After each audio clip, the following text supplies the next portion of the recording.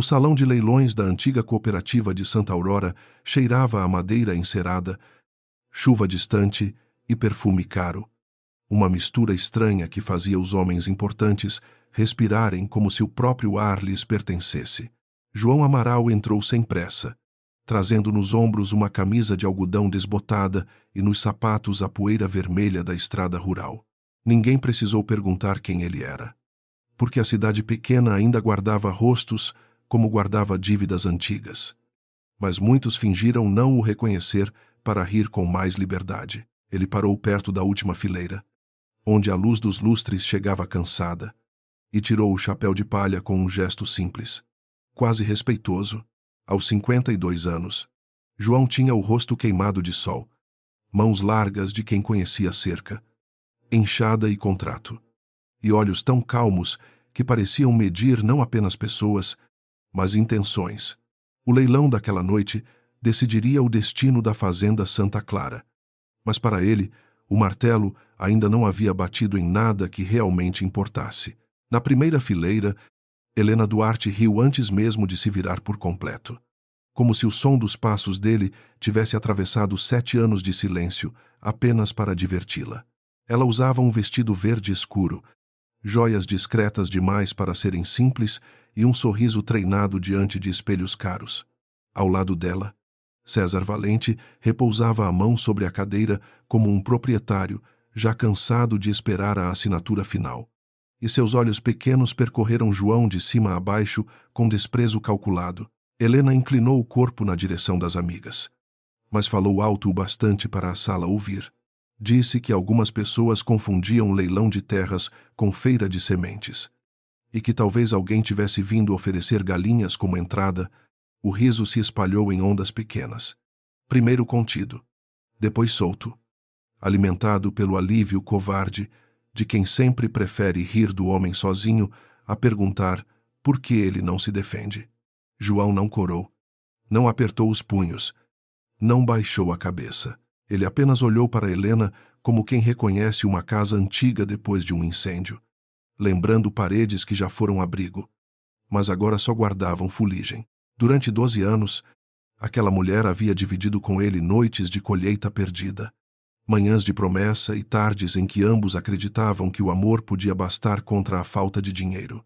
Depois, ela partira levando malas, ressentimento e a certeza de que João morreria pequeno, no mesmo pedaço de chão onde nascera. César aproximou os lábios do ouvido dela e disse algo que fez Helena sorrir ainda mais. Embora no fundo de seus olhos houvesse uma sombra breve, quase imperceptível. Ele sabia usar a humilhação como quem usa uma bengala de ouro. Não porque precisasse dela para andar, mas porque gostava de ouvir o som no piso. César Valente não vendia apenas terrenos. Vendia futuro embalado em promessas. E nos últimos anos comprara metade da região pelo preço do medo. O leiloeiro, um homem magro chamado Arnaldo Peixoto, ajeitou os papéis sobre o púlpito e tossiu para retomar o controle da sala. Seu terno cinza estava impecável, mas a testa úmida revelava que aquela noite pesava mais do que outras. Atrás dele, um painel exibia mapas, matrículas, lotes e valores iniciais, todos organizados com uma precisão que tentava disfarçar o desespero de famílias inteiras. A fazenda Santa Clara não era apenas terra, era água, estrada e memória. João conhecia cada curva daquele mapa sem precisar olhar. Sabia onde o córrego estreitava antes de abrir no baixio, onde o solo escuro aceitava milho sem reclamar, onde as mangueiras antigas ainda davam sombra para o gado nas tardes de janeiro. Seu pai trabalhara ali como meeiro antes de comprar o primeiro sítio com economias guardadas em lata de café. Quando a fazenda fora tomada por dívidas e manobras jurídicas, muitos disseram que era o fim natural das coisas pequenas, mas João nunca acreditara em fins naturais quando havia mãos humanas empurrando a queda. Nos últimos 2 anos, ele ouvira histórias parecidas demais para serem coincidência. Produtores recebendo cobranças falsas, viúvas assinando documentos sem entender cláusulas, herdeiros pressionados por bancos ligados a empresas de César. A cada relato, João anotava nomes, datas e promessas quebradas, guardando tudo em silêncio. Não era um homem que gostasse de vingança, porque vingança costuma queimar também quem segura a chama. Naquela noite, porém, justiça e paciência caminhavam lado a lado dentro dele. O celular simples no bolso da calça vibrara 3 vezes antes de ele entrar. Sinal combinado com Marta Reis, advogada da Associação Rural, que João ajudara a fundar sem alarde. Os documentos estavam seguros. As garantias financeiras haviam sido aprovadas. E 2 fiscais estaduais observavam discretamente a sala.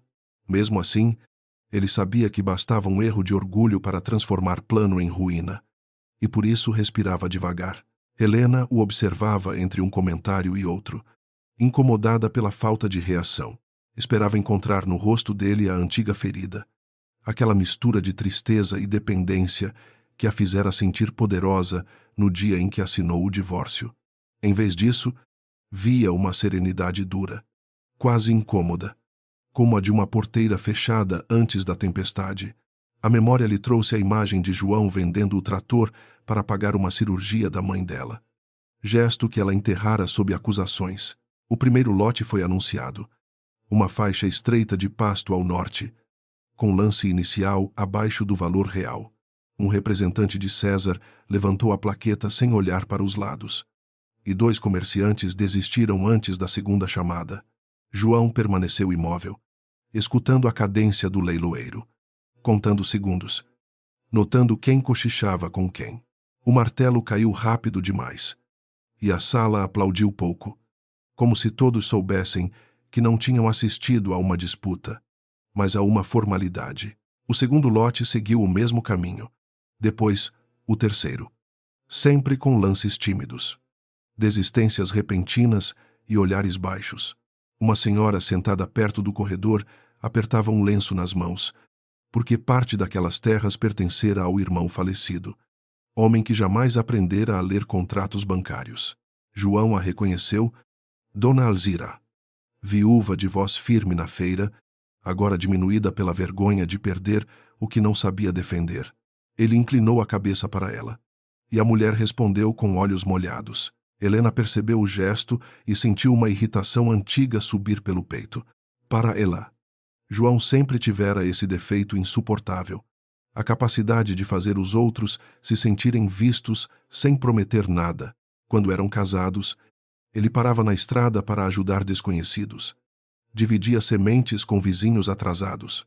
Recusava negócios vantajosos se desconfiasse de injustiça. Na juventude, ela chamara isso de grandeza. Depois, quando a ambição dela cresceu mais depressa que a renda da casa, passou a chamar de fraqueza. César ergueu a plaqueta novamente no quarto lote e recebeu um aplauso mais forte, puxado por pessoas que dependiam de seus favores.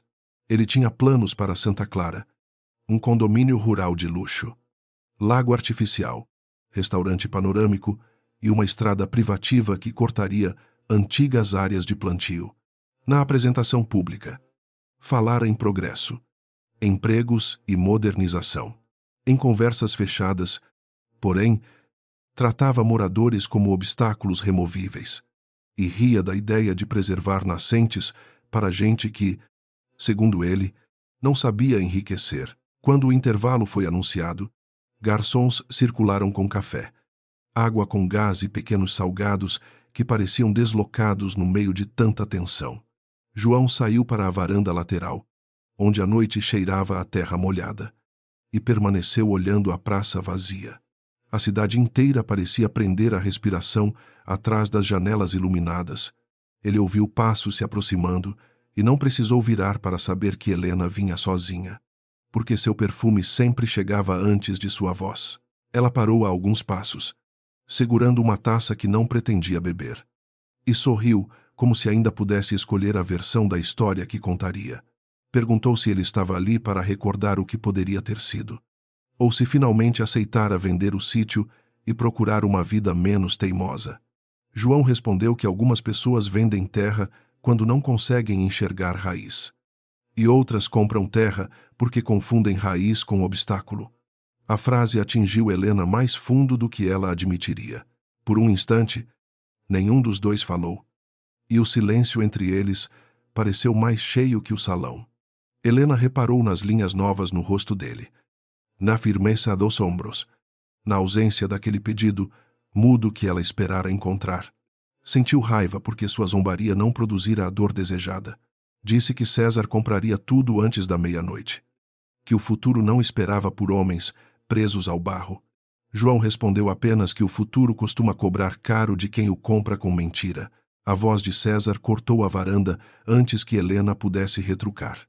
Ele veio sorrindo, acompanhado de 2 assessores e de um vereador que fingia neutralidade desde o começo da noite. Chamou João de amigo do campo, expressão que soou como insulto revestido de cortesia, e perguntou se ele precisava de orientação para entender os números. João guardou o chapéu sob o braço e disse que números não o assustavam. Apenas pessoas que acreditavam poder escondê-los para sempre. O sorriso de César vacilou por uma fração de segundo, mas logo voltou mais afiado. Ele aproximou-se o suficiente para que apenas os 3 ouvissem e avisou que homens discretos viviam melhor quando continuavam discretos. Helena ficou imóvel, surpresa com a mudança de temperatura na voz do noivo. João não recuou. Disse que a discrição servia para plantar, colher e observar, mas não para calar quando uma região inteira estava sendo comprada por meio de ameaça e papel sujo. César soltou uma risada baixa, sem alegria, e chamou aquilo de fantasia de pequeno proprietário ressentido. Depois tocou de leve o cotovelo de Helena, conduzindo-a de volta ao salão como quem retira uma peça valiosa da poeira. Ela foi, mas olhou para trás antes de cruzar a porta. Pela primeira vez naquela noite, viu João, não como o homem abandonado que imaginara, mas como alguém que havia atravessado anos de silêncio, carregando uma verdade que talvez ela não conhecesse. O leilão recomeçou com as luzes mais fortes e os murmúrios mais baixos. Arnaldo anunciou que os lotes menores haviam sido arrematados e que, em seguida, viria o bloco central da Fazenda Santa Clara, incluindo a sede, as benfeitorias e o acesso principal ao manancial. Um peso percorreu a sala. Aquela era a peça que César realmente queria, o coração econômico e simbólico de toda a região. Sem-Elá. Os demais lotes eram membros separados de um corpo sem comando. João sentou-se novamente no fundo. Mas agora, algumas pessoas viravam a cabeça para observá-lo. Não sabiam o que havia acontecido na varanda. Apenas percebiam que César voltara com os olhos mais duros e Helena com o sorriso menos confortável. Dona Alzira apertou o lenço contra o peito. O vereador cochichou com Arnaldo. Um homem da segurança mudou de posição perto da porta. João viu tudo. Como sempre vira as pequenas mudanças do vento antes de decidir se era hora de colher. O lance inicial foi anunciado em valor alto, desenhado para expulsar qualquer sonho popular antes de nascer. César levantou sua plaqueta de imediato, e o número apareceu no painel como uma sentença. Outro grupo empresarial ofereceu um pouco mais, apenas para cumprir a aparência de disputa, mas desistiu quando um assessor recebeu uma mensagem no celular. Helena sorriu de novo, recuperando confiança. Virou-se para o fundo da sala e disse, clara como vidro quebrado, que ainda havia tempo para João voltar para a horta. Alguns riram, outros desviaram os olhos, e essa divisão interessou mais a João que a própria ofensa. Ele levantou a plaqueta pela primeira vez. O gesto foi tão simples que o salão demorou a entendê-lo. Arnaldo piscou, conferiu a inscrição e repetiu o lance em voz alta. A sala inteira se voltou. Helena abriu a boca num riso incrédulo, mas nenhum som saiu de imediato. César franziu a testa. Não por medo. Ainda não. Mas pelo desconforto de ver um figurante atravessar o palco. O valor de João superava o de César por uma margem pequena. Porém legal. Um murmúrio correu pelo salão como fogo em capim seco. César ergueu a plaqueta sem esperar, elevando a oferta com agressividade. E seus aliados aplaudiram. João esperou a segunda chamada, contou 2 batimentos do próprio coração e levantou novamente a sua. Não olhava para Helena, nem para César, mas para Arnaldo, obrigando o procedimento a existir diante de testemunhas. Cada gesto seu parecia dizer que a noite ainda não pertencia a ninguém. Helena sentiu o rosto aquecer. Agora não de vergonha por ele, mas por si mesma, porque havia rido cedo demais. Tentou convencer-se de que João tinha enlouquecido, que talvez estivesse disposto a se afundar em dívidas apenas para ferir seu orgulho. César pensou algo parecido, mas com menos insegurança e mais fúria. Mandou um assessor verificar as garantias daquele homem, e o assessor saiu apressado. João permaneceu sentado, mãos abertas sobre os joelhos, como se esperasse a chuva passar. Os lances subiram, e com eles subiu também a verdadeira natureza dos presentes. Quem antes sorria começou a calcular. Quem antes desprezava começou a temer que houvesse dinheiro escondido atrás daquela camisa simples. Arnaldo suava mais. Embora a noite estivesse fresca, Marta Reis entrou pela porta lateral e ficou perto da parede, vestida de azul escuro, segurando uma pasta de couro. João a viu apenas pelo reflexo no vidro, e esse reflexo bastou para confirmar que a segunda parte do plano estava viva.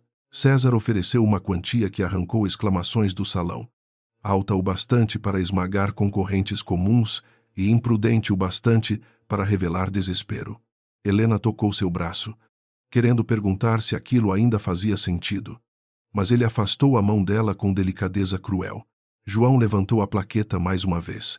Sua voz, quando falou pela primeira vez diante de todos, não foi alta, porém atravessou a sala inteira. Disse o valor exato, completo, sem hesitação, como quem fecha uma porteira contra a enchente. O silêncio que veio depois pareceu apagar até o ruído dos carros na rua. Arnaldo repetiu a oferta com cuidado, e o painel mostrou o maior lance da noite. Helena ficou pálida. César encarou João como se finalmente enxergasse o adversário que havia desprezado. Em algum lugar da sala, Dona Alzira começou a chorar sem som. João não celebrou, não sorriu, não procurou aplauso. Apenas manteve a plaqueta erguida até o leiloeiro compreender que aquele homem simples não estava pedindo licença para existir. O martelo ainda não caiu. Arnaldo Peixoto manteve a mão suspensa por tempo demais, como se o peso daquele lance tivesse atravessado a madeira e alcançado seus ossos. César Valente levantou-se meio corpo da cadeira, exigindo a conferência das garantias. E alguns homens repetiram a palavra garantia, com a pressa de quem procura uma falha para continuar acreditando em sua superioridade. João permaneceu sentado, sem arrogância, sem pressa, enquanto Helena descobria que o silêncio dele feria mais do que qualquer resposta que ela pudesse imaginar. A pausa técnica foi anunciada com voz trêmula. O público recebeu 10 minutos para respirar, mas ninguém respirou de verdade. Helena caminhou até o corredor lateral, incapaz de suportar os cochichos que agora mudavam de direção e pareciam tocar sua nuca.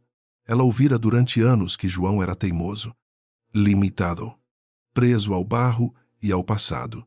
No entanto, a quantia apresentada diante de todos não combinava com essa história. A dúvida, quando entra em alguém orgulhoso, não pede licença. Instala-se como uma rachadura fina, 7 anos antes, na manhã do divórcio. João usara a mesma camisa branca que vestira no casamento. Já sem o brilho da juventude e com uma costura refeita no ombro, Helena lembrava desse detalhe porque o detestara. Para ela, aquela camisa era uma confissão de pobreza, uma prova de que ele jamais aprenderia a aparecer diante do mundo com a força que ela desejava. O juiz falara pouco. Os papéis passaram de mão em mão, e João assinou sem dramatizar a própria derrota. Ela esperara uma súplica, talvez uma frase quebrada, um pedido para tentar outra vez, uma promessa impossível de riqueza. Mas João apenas perguntou se ela tinha certeza de que queria levar também o relógio antigo do pai dele, porque fora presente de casamento e não queria discutir bens pequenos. Helena respondeu que não queria lembranças.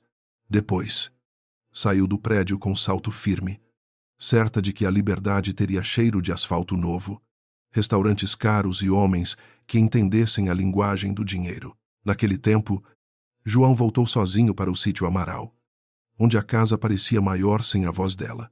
Durante semanas. Dormiu pouco e trabalhou demais. Porque há dores que ficam perigosas quando encontram cadeira vazia. Ele consertou cercas ao amanhecer. Refez canais de irrigação à tarde e estudou à noite. Com livros emprestados sobre solo, cooperativismo, recuperação de nascentes e contratos rurais. Seu orgulho nunca foi o de vencer Helena, mas o de não permitir que o abandono transformasse seu coração em pedra. A primeira mudança veio com a seca. 3 propriedades vizinhas perderam quase toda a produção de feijão. E os donos começaram a negociar venda com corretores ligados a César. João percebeu que as visitas sempre vinham depois de cobranças bancárias estranhas. Multas repentinas ou promessas de renegociação que viravam armadilha. Ele poderia ter ficado calado e comprado barato o pedaço de um vizinho desesperado. Em vez disso, reuniu os produtores na varanda de sua casa e mostrou como as dívidas seguiam o mesmo desenho. Muitos riram dele no começo. Não por maldade, mas por cansaço. Agricultor endividado aprende a desconfiar até de esperança. João não se ofendeu.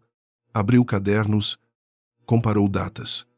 Levou recibos a Marta Reis, uma advogada jovem que voltara para Santa Aurora depois de perder o pai numa disputa injusta de terra.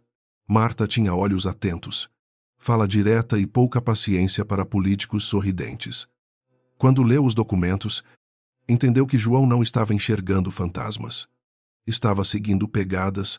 A associação nasceu numa noite de chuva, com 11 cadeiras de plástico. Café fraco e medo bastante para encher o quintal. João não quis ser presidente, mas todos olharam para ele quando a pergunta surgiu. Aceitou com uma condição. Ninguém venderia sob ameaça sem antes levar o caso ao grupo. Com o tempo, a regra salvou famílias. Pequenas economias foram reunidas, contratos coletivos reduziram custos. Compradores honestos surgiram. E uma rede discreta começou a crescer, onde César Valente enxergava apenas gente isolada. Helena, distante desse mundo, construía sua própria versão de vitória. Depois do divórcio, abriu uma loja de decoração com dinheiro emprestado de uma tia e talento verdadeiro para transformar ambientes pobres em promessas de elegância. A cidade aplaudiu sua ascensão. E ela se alimentou disso com fome antiga. Quando César apareceu como cliente, encomendando móveis para uma sede administrativa, ela viu nele a porta que João nunca soubera abrir. Ele elogiava sua inteligência, seu gosto, sua ambição, e jamais mencionava o preço moral de nada. César sabia escolher pessoas pela ferida. Helena encontrou a vergonha de ter sido pobre e a necessidade de provar que não errara ao deixar o marido. Ofereceu contratos, jantares, viagens curtas, apresentações a empresários de fora. Ela se convenceu de que amor, naquela idade, era admiração misturada com conveniência, e que a ternura de João havia sido apenas um cobertor velho para noites sem futuro. Quando aceitou o pedido de noivado de César, a cidade entendeu como coroação o que talvez fosse captura. João soube do noivado pela boca de Dona Alzira. Numa manhã de feira, ela falou com cuidado, temendo machucá-lo. Mas ele apenas escolheu tomates maduros e perguntou se o irmão dela ainda precisava revisar os papéis do banco. Mais tarde, sozinho no galpão, permitiu-se sentar no chão por alguns minutos. Não chorou por ciúme. Chorou porque compreendeu que Helena continuava fugindo de uma versão de si mesma que ele, apesar de tudo, ainda lembrava com doçura. Essa doçura não o cegava. João sabia que Helena também o ferira por escolha, não apenas por influência. Durante o casamento, ela havia desprezado gestos que não rendiam aplauso, comparado sua vida com mulheres de sobrenomes tradicionais, cobrado dele uma grandeza medida por carros e convites. Porém, nas noites mais difíceis, quando o orgulho dele queria transformá-la em vilã completa para doer menos, João lembrava a moça que dividia pão quente com crianças da escola rural e cantava enquanto plantavam mudas de goiaba, no corredor do leilão. Helena encostou-se à parede e fechou os olhos por um instante. A lembrança daquelas mudas voltou sem ser chamada. João cavava buracos com paciência. Ela ria do barro nas próprias sandálias. E ambos haviam escolhido nomes para filhos que nunca vieram. Durante anos, ela culpou essa ausência pela rachadura do casamento. Depois culpou a falta de dinheiro. Depois a lentidão de João. Agora, pela primeira vez, perguntou-se se talvez tivesse chamado de lentidão aquilo que era fundamento. César apareceu antes que a pergunta crescesse. Seu rosto permanecia elegante, mas a mandíbula rígida denunciava o esforço para não explodir em público. Perguntou a Helena se ela conhecia alguma fonte oculta de dinheiro de João. Algum parente? Alguma herança? Algum acordo antigo? Ela respondeu que não, com a voz mais baixa do que gostaria. César não acreditou completamente. A partir daquela noite, percebeu? Helena deixava de ser troféu sentimental e voltava a ser uma peça útil que talvez soubesse mais do que dizia. Enquanto isso, numa sala reservada ao lado do salão, Marta Reis entregava a Arnaldo Peixoto e aos fiscais estaduais os comprovantes de caução, cartas de crédito e atas da cooperativa Raiz Clara. O nome da cooperativa fora escolhido por Dona Alzira, porque, segundo ela, Raiz Clara não é raiz fraca. É raiz que não precisa se esconder da própria terra. Arnaldo folheava tudo com dedos inquietos. Não havia irregularidade. Ao contrário, havia uma organização financeira mais limpa do que a maioria das empresas presentes. A cooperativa Raiz Clara não pertencia apenas a João. Era formada por produtores pequenos, comerciantes locais, professores aposentados, duas associações de mulheres rurais e investidores éticos convencidos por um projeto de preservação produtiva.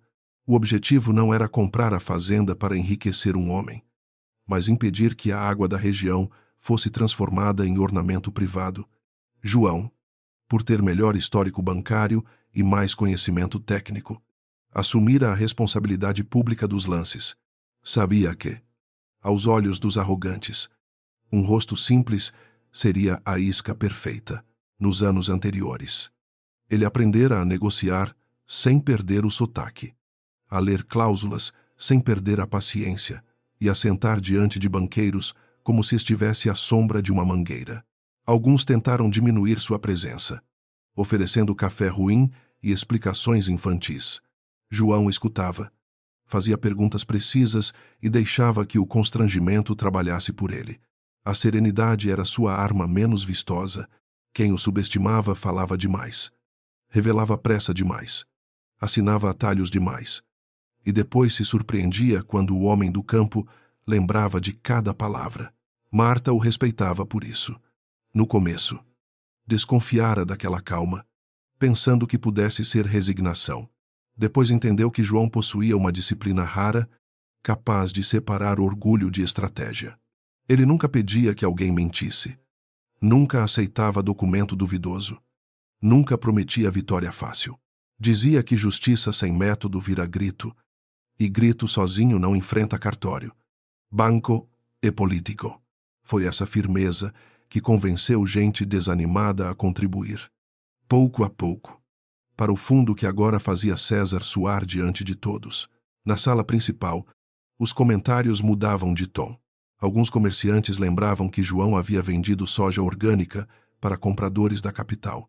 Outros mencionavam prêmios de conservação de solo que ninguém levara a sério.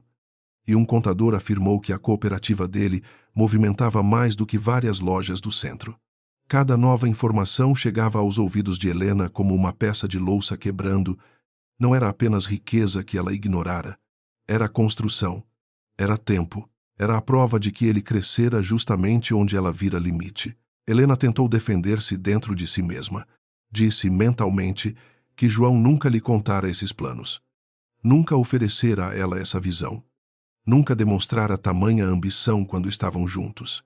Mas a memória, cruel, quando decide ser honesta, mostrou noites em que ele propusera diversificar a produção, recuperar a nascente, criar venda coletiva, estudar financiamento rural. Ela chamara tudo de sonho pequeno, porque não vinha embrulhado em luxo. Talvez João tivesse mostrado o caminho. Talvez ela apenas estivesse olhando para uma vitrine distante. César voltou ao salão com os assessores em torno dele. e a presença deles lembrava cães inquietos ao redor de um dono ferido. Um deles sussurrou que seria perigoso elevar muito mais a oferta, pois alguns recursos estavam comprometidos com compras paralelas e pagamentos que não deveriam aparecer nos livros. César ordenou silêncio com um olhar. A possibilidade de perder para outro empresário seria irritante. Perder para João Amaral. Diante de Helena, da cidade e de seus próprios cúmplices. Era intolerável. Ele procurou o vereador com os olhos e recebeu apenas um gesto vago. Procurou Arnaldo e encontrou o leiloeiro ocupado demais em parecer correto. Procurou Helena e viu, para sua irritação, que ela ainda olhava para o fundo da sala, onde João conversava rapidamente com Dona Alzira. Aquele olhar continha confusão. Não amor, mas César não tolerava nenhuma emoção de Helena que não passasse por ele. Seu controle sobre as pessoas sempre começava quando elas acreditavam dever algo a ele. João aproximou-se de Dona Alzira durante a pausa e perguntou se ela estava bem. A velha senhora enxugou o rosto, envergonhada, e disse que nunca imaginou ver alguém enfrentar César sem levantar a voz. João respondeu que voz alta assusta passarinho, mas não derruba muro. Ela apertou a mão dele com força surpreendente e disse que seu irmão, onde estivesse, ficaria em paz se aquela água não fosse cercada por luxo. João sentiu a responsabilidade crescer, mas não deixou que ela virasse peso cego. Marta tocou seu ombro e informou que as garantias tinham sido aceitas. Também disse que os fiscais pediriam acesso a registros do leilão ao final da noite, pois algumas movimentações anteriores já pareciam suspeitas. João assentiu sem demonstrar alívio. Sabia que uma parte da batalha era financeira, outra era legal, e a mais difícil era humana. Precisava vencer sem se tornar espetáculo de si mesmo. Se humilhasse Helena, repetiria a lógica que o ferira. Se esmagasse César apenas com raiva, perderia a clareza. A campainha chamou todos de volta. As pessoas ocuparam as cadeiras com a ansiedade de quem retorna ao teatro depois de descobrir que a tragédia pode mudar de vítima. Arnaldo anunciou que a documentação apresentada por João Amaral estava regular e que o lance permanecia válido. A frase atravessou o salão como uma sentença nova. Helena segurou a própria bolsa com força. César sorriu, mas seus olhos já não acompanhavam o gesto. Pela primeira vez, o poder dele parecia precisar provar que ainda existia. João caminhou para seu lugar sem pressa, sentindo nas costas olhares que antes o atravessavam como se ele fosse mobília. Não havia prazer nisso. Apenas constatação. Durante 7 anos, aprendera que dignidade não depende de plateia. Mas há momentos em que a plateia precisa testemunhar a dignidade para entender sua própria covardia. Sentou-se, colocou o chapéu sobre os joelhos e olhou para o painel. A noite ainda estava longe do fim, e os homens desesperados costumam cometer seus piores erros perto da queda. Arnaldo Peixoto retomou o leilão com a voz cuidadosamente neutra. Mas a neutralidade é frágil quando todos conhecem o medo por trás dela. O lance de João permanecia no painel, brilhando como uma provocação silenciosa contra homens que haviam passado anos confundindo costume com direito. César Valente não ergueu imediatamente a plaqueta. Preferiu ficar sentado, dedos unidos diante da boca, estudando o salão como se procurasse descobrir onde a noite saíra de seu controle. Helena, ao lado dele, sentia que cada segundo sem resposta tornava o riso dela mais vergonhoso. O leiloeiro anunciou a segunda chamada, e a tensão percorreu as fileiras, feito vento antes de chuva forte. Quando Arnaldo abriu a boca para a terceira, César levantou a mão com lentidão teatral e ofereceu um valor superior. Não por cálculo sensato, mas por necessidade de domínio. O número arrancou murmúrios, porque já ultrapassava as avaliações mais otimistas da fazenda Santa Clara. João não reagiu, apenas observou Marta Reis junto à parede, e o pequeno aceno dela indicou que ainda era cedo para empurrar o adversário ao precipício. A disputa foi interrompida por uma contestação formal apresentada por um dos advogados de César, que alegou inconsistências cadastrais no consórcio de produtores representado por João. Arnaldo aceitou examinar o pedido, mais por pressão do que por convicção, e declarou nova suspensão temporária. Parte do público reclamou. Outra parte fingiu paciência. João sabia que aquilo viria. Nenhum homem como César perde terreno sem lançar poeira nos olhos de quem assiste. A estratégia do empresário era simples: transformar transparência alheia em suspeita e suspeita em atraso. Marta aproximou-se de João, com a pasta presa contra o corpo.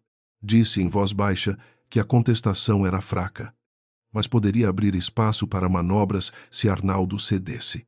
João respondeu que, homem acuado, procura a porta onde existe parede. Ela quase sorriu, mas seus olhos seguiam atentos. Dentro da pasta havia mais do que comprovantes financeiros. Havia cópias de contratos manipulados, mensagens impressas, extratos de pagamentos indiretos e depoimentos assinados por produtores que finalmente haviam perdido mais medo de César do que medo da verdade. Helena observou a conversa dos dois e sentiu uma pontada que se recusou a nomear. Não era apenas ciúme, porque Marta não se comportava como amante, nem João como homem buscando admiração. Havia entre eles uma confiança profissional, uma harmonia construída por trabalho e risco comum. Algo que Helena jamais tivera com César. O noivo lhe dava presentes, status e acesso. Não lhe dava descanso. Ao lado dele, ela sentia que precisava estar sempre correta, bonita, útil e pronta para concordar antes de entender. No salão, os homens ligados a César começaram a circular como se estivessem apenas conversando. Um deles parou perto de Dona Alzira e perguntou se a senhora tinha certeza de que queria ver seu nome envolvido em uma disputa tão cara. Outro encostou no balcão de café e comentou que cooperativas quebravam fácil quando perdiam compradores. As frases eram leves o bastante para negar ameaça, mas pesadas o bastante para ferir. João notou cada movimento, e a calma em seu rosto tornou-se ainda mais dura. Ele caminhou até Dona Alzira antes que o medo voltasse a tomar cadeira ao lado dela. Perguntou se alguém a incomodara. A senhora tentou negar, mas suas mãos tremiam sobre o lenço. João não insistiu. Disse apenas que ninguém precisava ser corajoso o tempo inteiro. Bastava não caminhar sozinho quando a coragem faltasse. Ela respirou fundo e contou o comentário recebido. Marta anotou o nome do homem. Do outro lado da sala, César viu a cena e compreendeu que intimidação, naquela noite, deixava rastro. Arnaldo chamou os representantes para uma sala menor, onde a contestação seria registrada.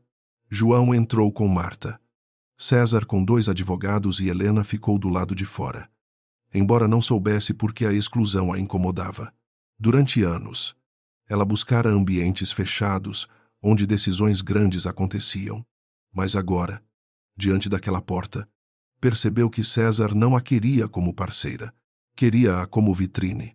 Uma vitrine não pergunta, não discorda, não vê documentos. Apenas reflete a luz escolhida por quem a possui. Na sala menor, o ar parecia mais quente. O advogado de César falou longamente, citando regulamentos, prazos e supostas dúvidas sobre a origem dos fundos. Marta esperou até o fim e respondeu com precisão cirúrgica, apresentando cada autorização: ata, registro e comprovante bancário. João permaneceu calado, o que irritou César mais do que uma provocação. Ele preferia inimigos vaidosos, fáceis de conduzir pela coleira do orgulho. João, ao contrário, deixava que os fatos ocupassem a mesa e reservava sua voz para quando ela fosse necessária. Quando César insinuou que pequenos produtores poderiam estar sendo usados como fachada por interesses externos, João finalmente falou. Disse que estranho não era um grupo humilde juntar dinheiro de modo transparente. Estranho era uma empresa comprar terras por meio de intermediários que depois desapareciam dos registros. O silêncio caiu sobre a sala menor como tampa de baú. Um dos fiscais estaduais, presente por solicitação de Marta, ergueu os olhos dos papéis. César sorriu de lado, mas a pele ao redor de sua boca perdeu cor. Marta colocou sobre a mesa a primeira cópia de um contrato de opção de compra assinado por uma firma secundária. ligada por sócios ocultos ao grupo de César. Arnaldo fingiu não reconhecer o nome, mas seu dedo parou exatamente sobre ele. João explicou que contratos semelhantes haviam precedido cobranças bancárias contra ao menos 6 famílias da região. Não acusou além do que podia provar. Essa era sua força, onde César atirava sombras. João acendia pequenas lâmpadas, uma por uma, até que a escuridão começasse a perder espaço. A reunião terminou sem anular o lance de João, mas com a decisão de adiar o fechamento do bloco central para a rodada final daquela mesma noite, quando todos os participantes deveriam apresentar ofertas confirmadas e garantias revisadas. César aceitou porque não tinha escolha sem parecer culpado. João aceitou porque ainda precisava que o adversário se movesse mais. Ao sair, os 2 homens cruzaram olhares no corredor. Não houve ameaça explícita, apenas o reconhecimento silencioso de que a disputa deixara de ser sobre terra. Helena esperava perto da janela, segurando a bolsa como quem segura uma resposta que não possui. Perguntou a César o que estava acontecendo. Ele respondeu que nada além de teatro jurídico e acrescentou que João estava tentando parecer maior do que era. A frase deveria tranquilizá-la, mas fez o contrário. Helena conhecia o tom de quem reduz o outro para não encarar a própria insegurança. Já o usara muitas vezes contra João. Perceber isso em César foi como ouvir sua antiga voz retornando de uma garganta diferente, do lado de fora. A chuva começou, primeiro fina, depois insistente, batendo nos vidros altos da cooperativa e lavando a poeira das caminhonetes estacionadas. Alguns convidados foram à varanda para telefonar, reclamar ou negociar apoio. João permaneceu sob o beiral, observando a água escorrer pelos degraus. A chuva sempre lhe parecia uma espécie de juramento, porque nada na terra responde de imediato, mas tudo registra. Perto dele, Marta recebeu uma mensagem e endureceu o rosto antes de mostrar a tela. Era de Pedro Lacerda, contador que trabalhara para uma das empresas de César e desaparecera da cidade por medo de retaliação. Ele aceitara falar com Marta semanas antes, mas recuara 2 vezes. Agora dizia estar no estacionamento dos fundos, disposto a entregar uma planilha com pagamentos feitos a servidores, corretores e avaliadores. João pediu que Marta não fosse sozinha. Os 2 atravessaram o corredor de serviço, evitando alarde. Helena, que os vira sair pela porta lateral, hesitou por um segundo e depois seguiu à distância. Pedro estava dentro de um carro antigo, com o vidro embaçado e o rosto de quem não dormia havia dias.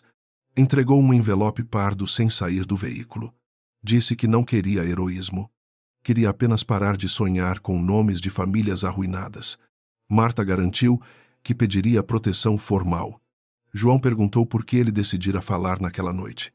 Pedro olhou para as janelas iluminadas do salão e respondeu que, quando viu João levantar a plaqueta, entendeu que César podia sangrar sem que o mundo acabasse, antes que pudessem voltar.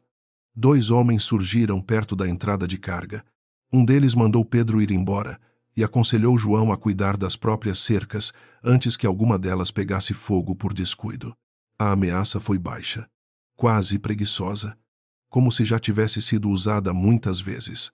João deu um passo à frente, não para brigar, mas para impedir que Marta ficasse exposta. Helena, escondida na sombra do corredor, prendeu a respiração. Nunca vira João naquele tipo de perigo, e percebeu que ele não parecia imprudente. Parecia preparado. Marta levantou o celular e informou que a conversa estava sendo gravada.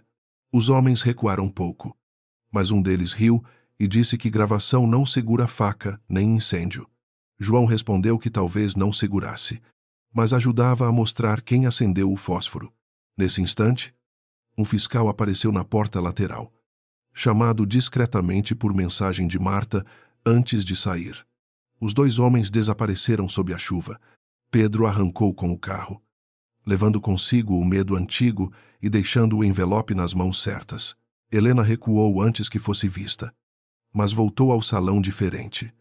A imagem de João protegendo Marta sem alarde atravessou sua memória e encontrou o homem que, anos antes, Vendia bezerros para pagar dívidas de vizinhos.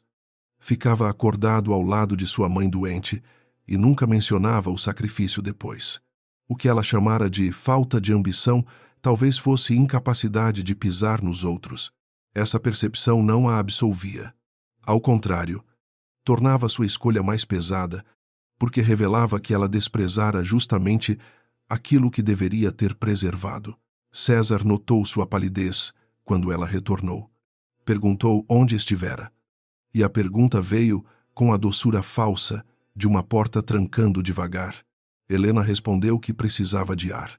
Ele segurou sua mão com força suficiente para parecer carinho aos outros e aviso para ela. Disse que, naquela noite, ninguém deveria improvisar lealdades. Helena entendeu o recado.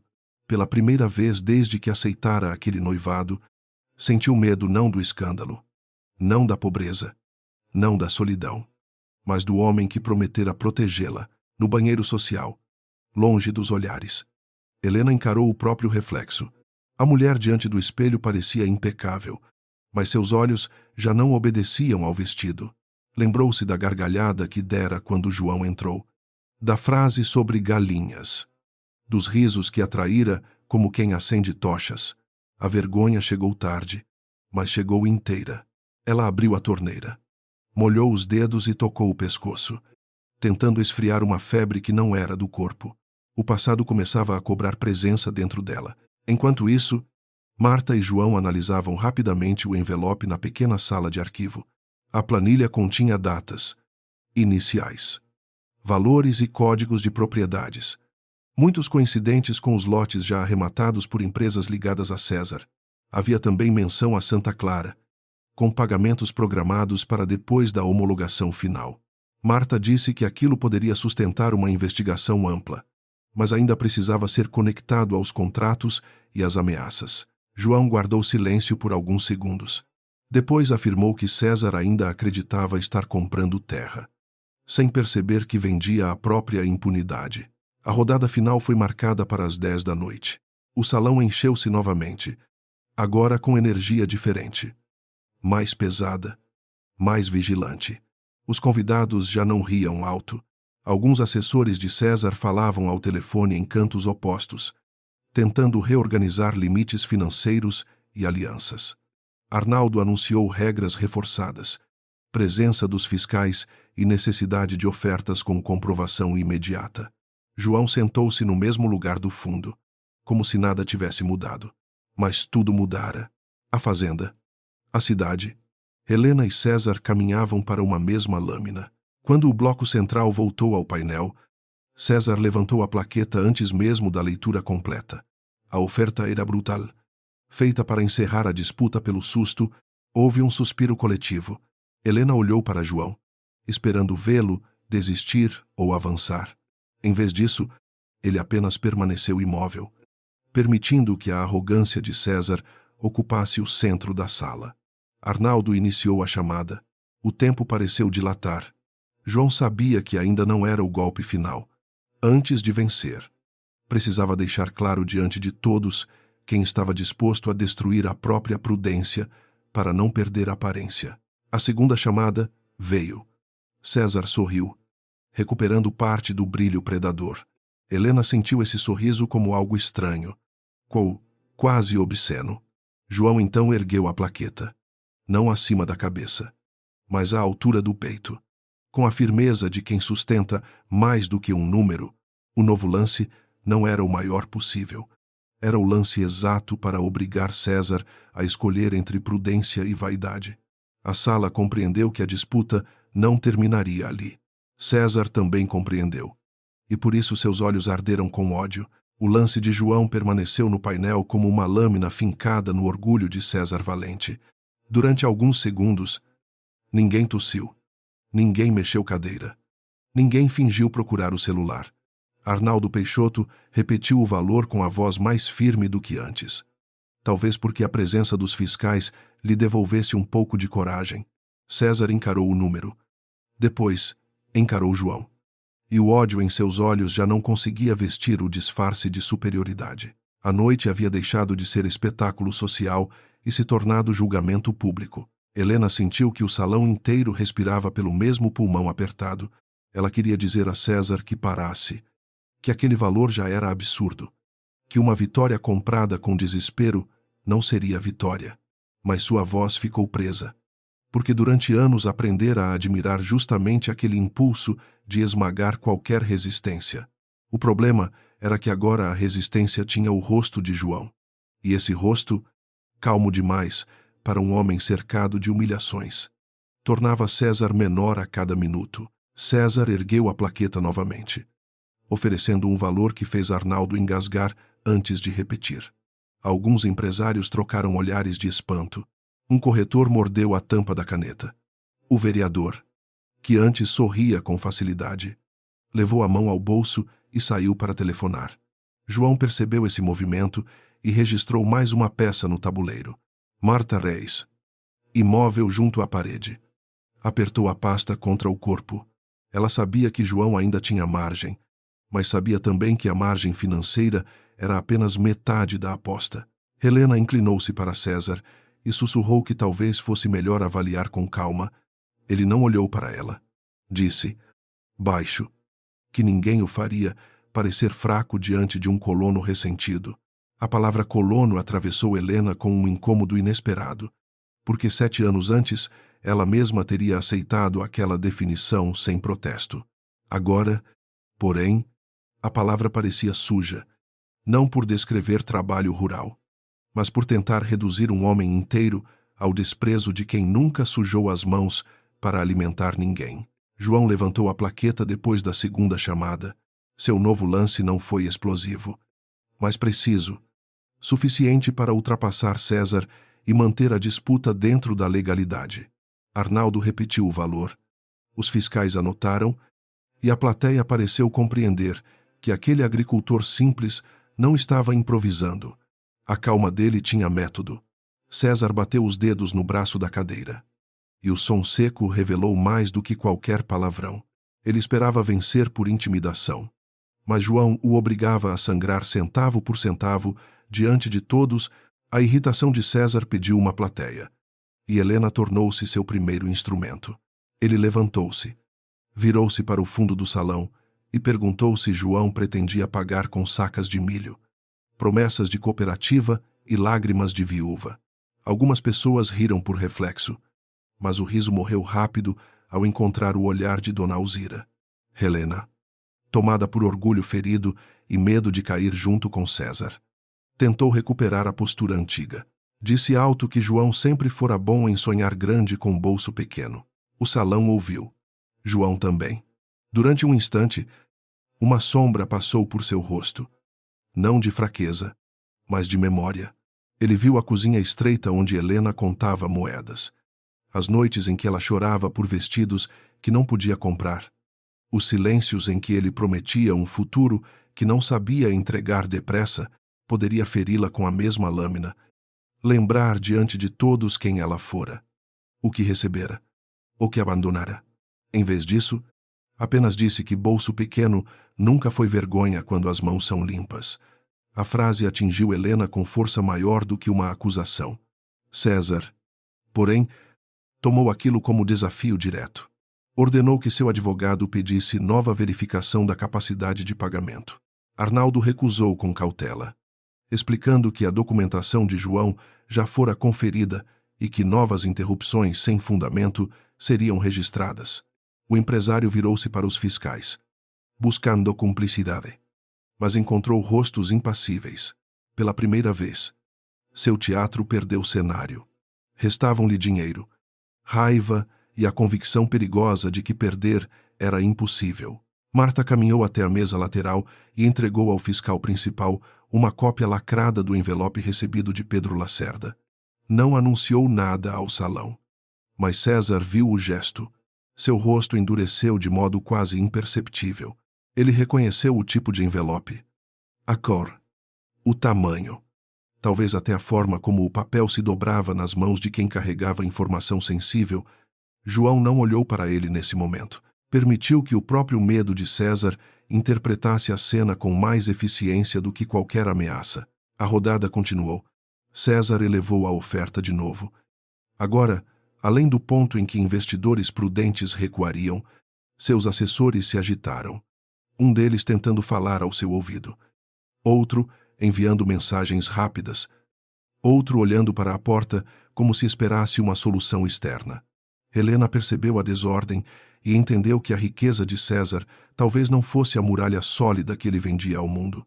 Havia empréstimos, compromissos ocultos, aliados comprados, uma engrenagem inteira que precisava girar sem questionamento para parecer invencível. João esperou a primeira chamada, depois a segunda.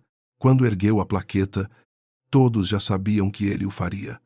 Mas ainda assim, houve um choque coletivo. O valor ultrapassava qualquer lance da noite. E Arnaldo precisou confirmar com ele em voz direta. João respondeu sim, sem levantar a voz. Disse que a proposta era da cooperativa Raiz Clara, respaldada por cartas de crédito, caução e contratos de produção futura. O nome da cooperativa atravessou o salão como água correndo por terra seca. Dona Alzira chorou abertamente. Outros produtores, espalhados entre as fileiras para evitar intimidação, levantaram-se um a um, não em espetáculo, mas em reconhecimento. Um professor aposentado tirou os óculos e enxugou as lentes. Uma jovem da Associação de Mulheres Rurais segurou a mão da mãe. Helena observou aqueles rostos e compreendeu que João não viera sozinho. Ainda que se sentasse sozinho, o homem que ela ridicularizara carregava atrás de si uma comunidade inteira, e essa comunidade confiava nele mais do que ela confiara um dia. César riu de repente, alto demais, acusando a sala de participar de uma farsa sentimental. Disse que cooperativas quebravam, que produtores pequenos não sabiam administrar fortuna, que a Fazenda Santa Clara precisava de visão empresarial, não de poesia de curral. A agressividade de sua fala afastou até aliados habituais. João levantou-se pela primeira vez. Não caminhou para o centro. Apenas ficou de pé no fundo. E sua presença simples pareceu reorganizar o salão. Disse que visão empresarial sem consciência transforma nascente em enfeite e vizinho em obstáculo. Arnaldo pediu ordem, mas já não controlava completamente a noite.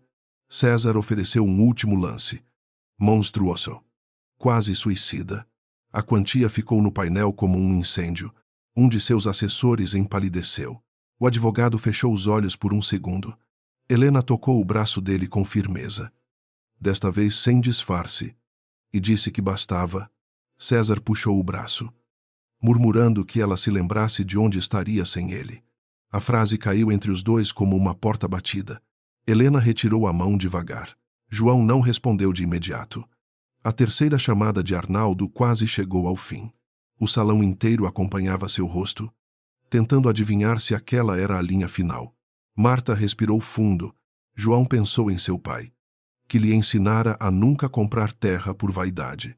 Pensou nas famílias que haviam colocado economias, reputação e esperança naquele projeto. Pensou também em Helena, não como ferida aberta, mas como capítulo encerrado que ainda doía ao ser lido. Então ergueu a plaqueta pela última vez. O valor anunciado por João foi o maior da noite. Não era apenas maior que o de César. Era maior do que a cidade acreditava. Possível para qualquer homem com poeira nos sapatos. Arnaldo repetiu a quantia devagar, sílaba por sílaba, e cada número pareceu arrancar uma máscara do salão. César ficou imóvel. Helena levou a mão à boca. Dona Alzira fechou os olhos. Lá fora, a chuva batia forte no telhado, como se o céu marcasse o ritmo de um martelo invisível. Arnaldo pediu confirmação das garantias finais. Marta apresentou os documentos sem tremor. O fiscal principal conferiu assinaturas, códigos bancários, registro da cooperativa e caução complementar depositada naquela tarde. Tudo estava correto. O advogado de César tentou levantar uma objeção, mas sua própria voz soou fraca diante do peso dos papéis. João continuava de pé, não como vencedor vaidoso, mas como homem que entende o custo de uma vitória justa. Ele sabia que cada assinatura ali representava noites de reunião, sacrifícios pequenos e coragem acumulada. César levantou-se por completo. Sua cadeira arrastou no piso com ruído áspero. Disse que aquilo não terminaria ali. Que homens como João confundiam uma noite favorável com destino. João respondeu que destino era a palavra usada por quem não queria admitir método. O empresário avançou um passo, mas os fiscais e 2 seguranças se moveram na mesma hora. A ameaça física morreu antes de nascer. Restou a César a expressão de quem descobria. Tarde demais. Que poder dependente de medo se desfaz quando alguém para de tremer? Helena olhou para João, e a lembrança de sua gargalhada inicial voltou como vergonha ardendo na pele. Ela quis pedir desculpas ali mesmo, mas percebeu que transformar arrependimento em cena pública seria apenas outra forma de egoísmo. Então permaneceu calada, permitindo que a derrota de César ocupasse o centro sem usar João para se absolver. Essa foi sua primeira escolha honesta em muito tempo. Pequena, tardia, insuficiente, mas real. João a viu de relance e compreendeu o silêncio dela. Embora nada em seu rosto se alterasse, Arnaldo ergueu o martelo. A primeira chamada foi clara. A segunda, mais forte. Na terceira, César não levantou a plaqueta, porque seus assessores já não o olhavam com certeza e seus números não obedeciam à sua fúria. O martelo caiu. O som não foi alto, mas atravessou a história de Santa Aurora. A fazenda Santa Clara estava arrematada pela cooperativa Raiz Clara, representada por João Amaral. Por um instante, ninguém aplaudiu. Depois Dona Alzira começou, e o aplauso cresceu sem comando. João recebeu o cumprimento formal de Arnaldo. Assinou os primeiros registros e recusou microfones improvisados de um jornalista local que surgira no fundo da sala. Disse apenas que haveria tempo para explicar tudo com documentos. César, cercado por seus advogados, tentou sair, mas o fiscal principal pediu que permanecesse à disposição para esclarecimentos sobre registros paralelos ligados aos lotes anteriores. O rosto do empresário se fechou. A vitória de João, percebeu Helena, não era apenas financeira. Era a abertura de uma porta que César passara anos mantendo trancada. Na saída do salão, entre murmúrios e chuva, Helena alcançou João perto da varanda. Não havia amigas ao redor, nem César, nem plateia suficiente para transformar a conversa em teatro. Ela disse o nome dele, e a voz saiu menor do que esperava. João parou, mas não se virou imediatamente.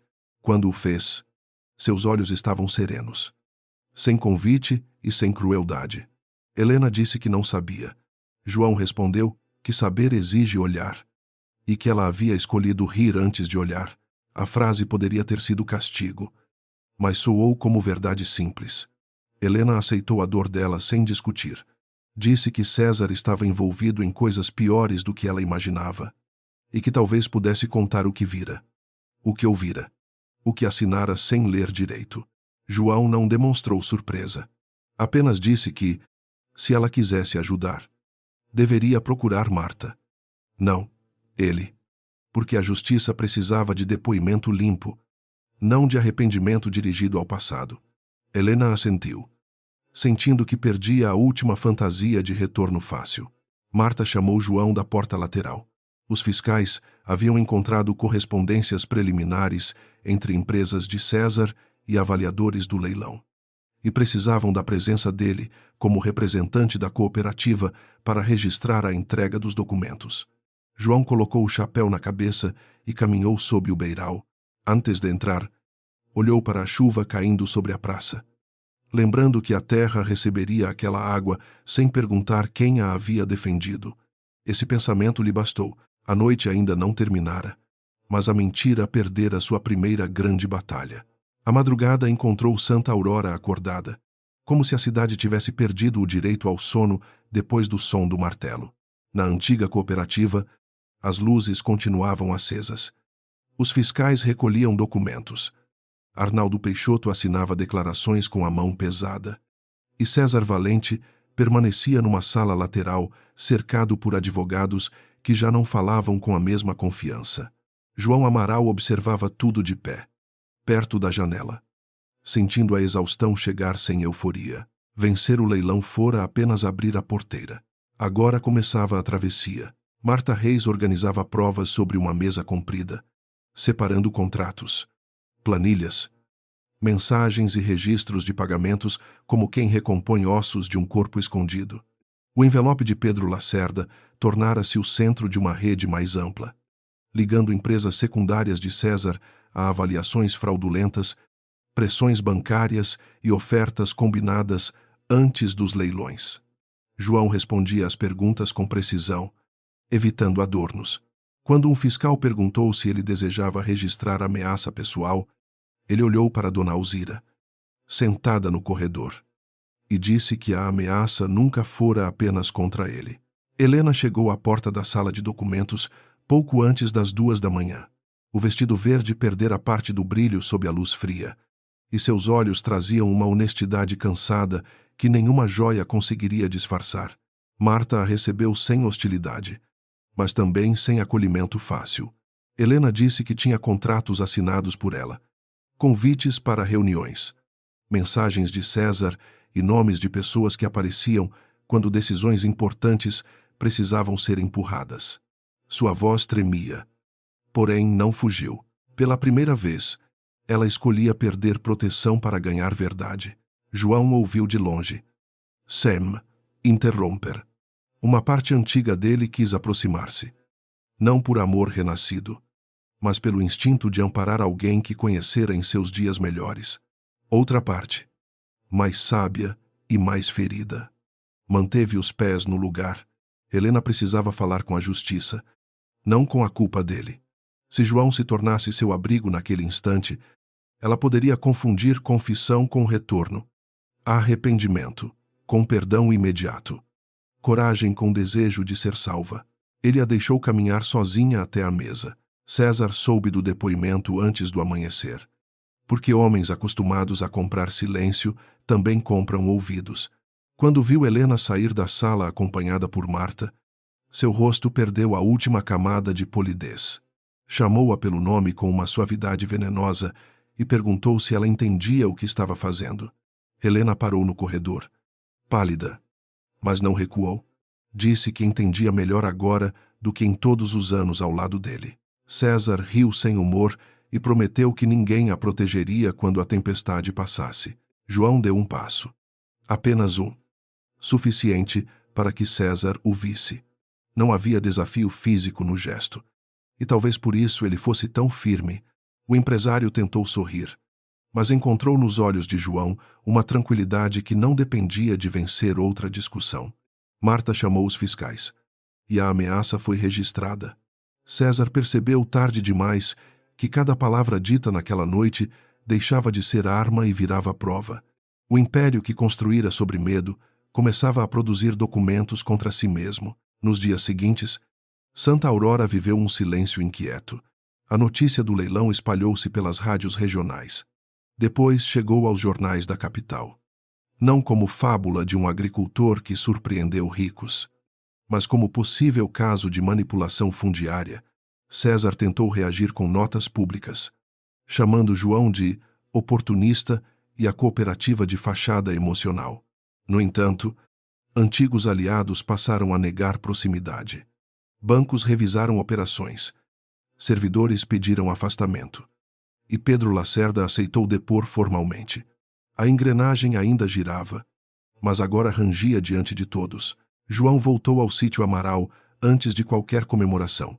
Precisava ver as vacas, conferir a bomba d'água, abrir o galpão e sentir que o mundo continuava feito de tarefas concretas. A vitória não o tornara menos responsável pela ordenha da manhã, nem pelo funcionário que dependia do salário em dia. Caminhou entre fileiras de mudas novas enquanto o céu clareava, e só então permitiu que a emoção chegasse. Não era orgulho de ter calado risos, era gratidão por não ter respondido a eles com amargura. A assembleia da cooperativa Raiz Clara ocorreu 3 dias depois, debaixo do barracão comunitário, com cadeiras emprestadas, crianças correndo entre adultos e café, passado em garrafas grandes. João apresentou o plano para a fazenda Santa Clara sem discursos grandiosos. A sede seria restaurada, o manancial protegido, parte das terras destinada à produção compartilhada e outra parte a uma escola técnica rural. Pequenos produtores teriam contratos transparentes. Mulheres da associação assumiriam a unidade de beneficiamento, e jovens poderiam aprender agricultura moderna sem abandonar a região onde nasceram. Dona Alzira pediu a palavra. Levantou-se devagar, apoiada no braço da sobrinha, e disse que durante anos acreditara que gente simples só aparecia em documentos para perder alguma coisa. Naquela manhã, via seus vizinhos assinando atas como donos do próprio destino. Alguns choraram. Outros sorriram para esconder o choro.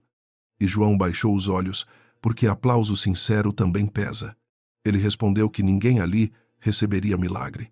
Receberiam trabalho, prestação de contas e briga difícil. Mesmo assim, pela primeira vez, a dificuldade parecia pertencer a todos. Helena não participou da assembleia.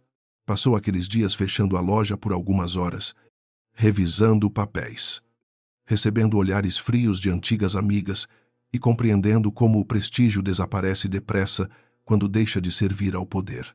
Algumas pessoas a chamaram de oportunista por depor apenas depois da queda de César. Talvez tivessem razão em parte. Helena não tentou defender-se. Levou documentos a Marta, respondeu a perguntas. Aceitou perder contratos e devolveu valores ligados a negócios que agora a envergonhavam. A queda, descobriu, também podia ser começo de chão. César foi intimado oficialmente numa sexta-feira, de céu claro. Não houve prisão espetacular. Apenas o constrangimento mais profundo de ser conduzido por procedimentos que ele sempre acreditara poder dobrar. Seus advogados prometeram recursos, entrevistas e acusações contra todos. Porém, com cada depoimento, surgia outro nome, outro pagamento, outra reunião registrada. Arnaldo colaborou para reduzir a própria culpa. O vereador afastou-se alegando saúde, e 2 corretores entregaram mensagens antigas. O poder de César não desapareceu de uma vez. Foi esvaziado como açude rachado, gota por gota. Numa tarde sem chuva, Helena procurou João na entrada da fazenda Santa Clara. Ele estava com trabalhadores medindo uma cerca provisória, camisa arregaçada e chapéu manchado de sol. Ao vê-la, pediu aos outros que seguissem para o curral e ficou perto do velho portão. Sem convidá-la a entrar nem mandá-la embora, Helena notou que aquele limite era justo. Durante anos, atravessara a vida dele como quem acreditava possuir chave. Agora compreendia que certas portas só se abrem quando o dono deseja. Ela disse que não vinha pedir retorno. João respondeu que era bom ouvir isso, porque não havia retorno possível para o que os dois haviam sido. A sinceridade doeu. Mas Helena a recebeu sem protesto. Contou que venderia a casa comprada com César, manteria a loja se conseguisse limpá-la de negócios sujos e talvez oferecesse trabalho gratuito no projeto da escola técnica, caso a cooperativa aceitasse. João disse que a cooperativa não era lugar para penitência, mas poderia ser lugar para serviço honesto. Se ela entendesse a diferença, Helena assentiu. Por alguns segundos, olharam a terra aberta diante deles, onde máquinas pequenas preparavam caminhos e homens marcavam áreas de preservação com estacas coloridas. Ela pediu desculpas pelo riso no leilão, pelo casamento que abandonara com crueldade, pelos anos em que transformou vergonha própria em desprezo contra ele. João ouviu tudo sem suavizar a gravidade. Depois disse que perdoar não era apagar, e que ele havia passado tempo demais reconstruindo a paz para entregá-la novamente a uma lembrança. Helena chorou sem tentar parecer bonita. João não a abraçou. Essa ausência de gesto foi, de certa forma, a última lição entre eles. Ele não a castigava, apenas respeitava o limite que os anos haviam criado. Disse que desejava que ela encontrasse uma vida decente, não para provar algo a ele, mas para deixar de viver como réu e juíza de si mesma. Helena agradeceu. Quando se virou para ir embora, viu pela primeira vez a fazenda Santa Clara sem imaginá-la como propriedade, troféu ou cenário. Viu-a como responsabilidade. Meses se passaram, e a investigação avançou com a lentidão firme das coisas feitas corretamente. César perdeu contratos. influência e a confiança daqueles que o seguiam por conveniência. Alguns crimes foram discutidos nos tribunais, outros em acordos, todos deixando marcas públicas suficientes para impedir seu retorno fácil. Santa Aurora aprendeu que justiça não chega como tempestade que derruba tudo em uma noite. Chega como gente que assina, se depõe, comparece, insiste e suporta ser desacreditada até que a verdade se torne pesada demais para ser carregada pelos mentirosos. A cooperativa Raiz Clara enfrentou problemas reais. Houve máquinas quebradas, orçamento apertado, discussões sobre prioridades e agricultores impacientes com a burocracia. João jamais fingiu que a vitória no leilão bastaria.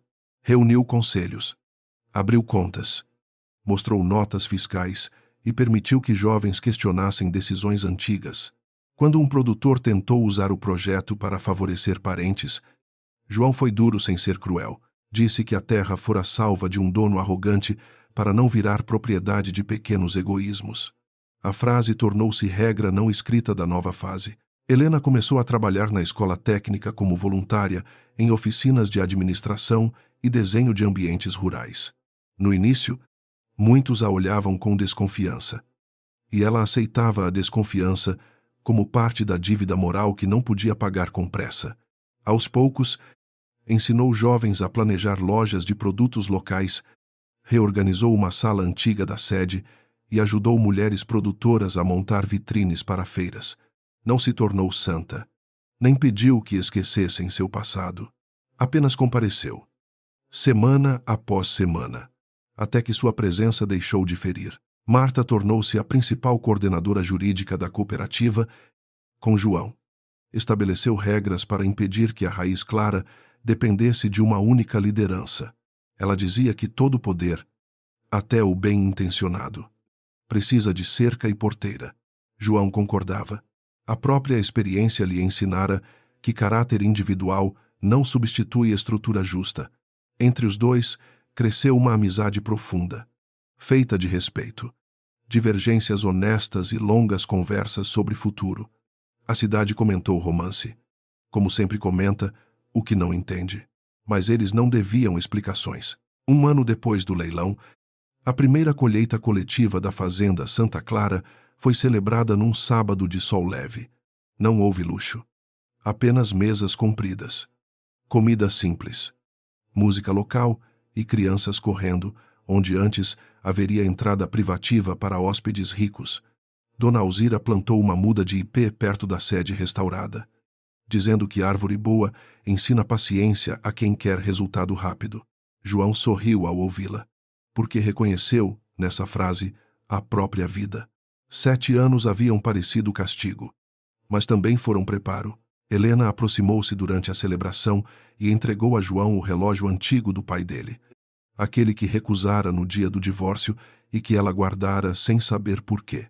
Disse que o encontrara numa caixa, parado, mas inteiro. João recebeu o objeto com cuidado. Não perguntou por que ela o conservara. Nem ela tentou explicar.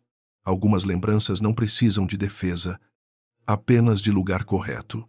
Ele agradeceu e guardou o relógio no bolso. Não como sinal de volta, mas como restituição de uma parte da história. Ao entardecer, João caminhou sozinho até o alto do pasto, de onde se via o córrego refletindo a luz dourada.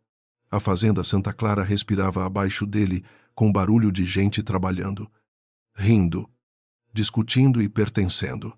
Pensou em César, agora reduzido a processos e solidão elegante. Pensou em Helena, aprendendo devagar a viver sem aplauso. Pensou no homem que fora ao assinar o divórcio, acreditando ter perdido tudo, sem saber que algumas perdas arrancam de nós apenas aquilo que nos impedia de crescer direito. A chuva veio fina, quase delicada, tocando seu chapéu e escurecendo a terra aos seus pés. João não entrou. Ficou ali, sentindo o cheiro do chão acordar, enquanto as primeiras luzes da sede se acendiam ao longe. 7 anos antes, tinham rido de sua simplicidade. Na noite do leilão, riram de sua presença. Depois descobriram que o maior lance não fora apenas dinheiro, mas paciência, método, comunidade e dignidade. João Amaral sorriu, enfim. Não para humilhar ninguém, mas porque a terra, defendida com justiça, respondia em silêncio.